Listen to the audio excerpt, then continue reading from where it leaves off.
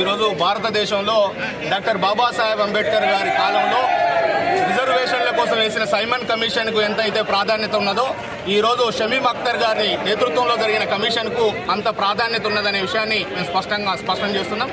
కాబట్టి రిజర్వేషన్ల కోసం జనాభాను ప్రదానం చేసుకుని బాబాసాహెబ్ అంబేద్కర్ ఏదైతే రిజర్వేషన్ల సిస్టాన్ని తీసుకొచ్చిందో కాబట్టి జనాభా రేషియో ప్రకారం ఆ రిజర్వేషన్లను ఎస్సీలలో ఉన్న అన్ని కులాలకు పంచే విధంగా జనాభా నిష్పత్తి ప్రకారం ఏబిసిడి వర్గీకరణ చేయాల్సిందిగా మేము కమిషన్ చైర్మన్ గారికి విజ్ఞప్తి చేయడం జరిగింది.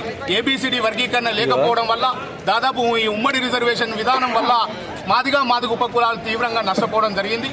కాబట్టి ఇప్పటికైనా కమిషన్ చైర్మన్ గారు అన్ని అంశాలను ఆధారం చేసుకుని స్పష్టం చేయాల్సిన బాధ్యత ఉన్నది. ఇప్పటికే షెడ్యూల్ కులాల రిజర్వేషన్లో జరుగుతున్న అసమానతల విషయంలో జస్టిస్ లోకూర్ కమిషన్ కానీ, జస్టిస్ ఉషా మెహ్రా కమిషన్ కానీ, జస్టిస్ రామచంద్రరావు కమిషన్ కానీ వివిధ రాష్ట్రాలు కూడా ఈ అసమానతల మీదనే చర్చించి విద్యా ఉద్యోగ